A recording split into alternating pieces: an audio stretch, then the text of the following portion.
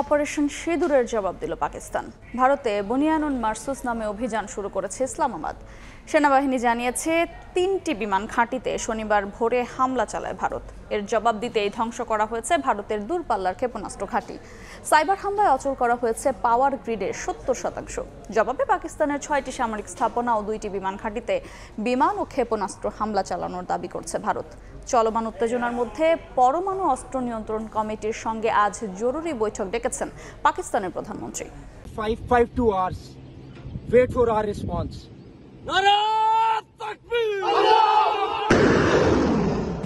ভারতের হামলার প্রতিশোধের অংশ হিসেবে শনিবার অপারেশন বুনিয়ান মারসুস নামে অভিযান শুরু করে পাকিস্তান। এর আওতায় ধ্বংস করা হয়েছে ভারতের দূরপাল্লার ক্ষেপণাস্ত্র, ব্রহ্মসের ঘাঁটি ও উদমপুর পাঠানকোট এয়ারবেসের অপারেশন সক্ষমতা। পাকিস্তানের কেন্দ্রীয় মন্ত্রী আলিম খানও হামলার বিষয়টি নিশ্চিত করেছেন। এদিন সাইবার হামলার মাধ্যমে পাকিস্তান ভারতের পাওয়ার গ্রিডের ৭০% অচল করেছে বলে এক প্রতিবেদনে জানিয়েছে সংবাদ মাধ্যম ডন।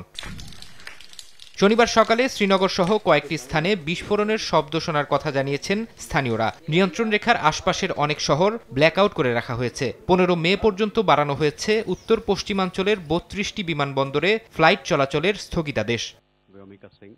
এদিকে পাকিস্তানের হামলার জবাব দিয়েছে ভারতও। সকালে দেশটির পররাষ্ট্র মন্ত্রণালয়ের ব্রিফিংয়ে দাবি করা হয়, পাকিস্তানের কয়েকটি সামরিক স্থাপনায় হামলা চালানো হয়েছে, আঘাত হানা হয়েছে কয়েকটি বিমান ঘাঁটিতেও।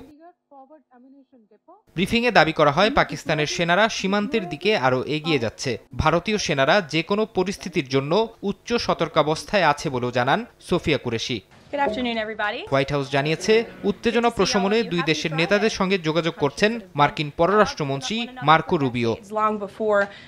ফারহাদ চৌধুরী, সময় সংবাদ।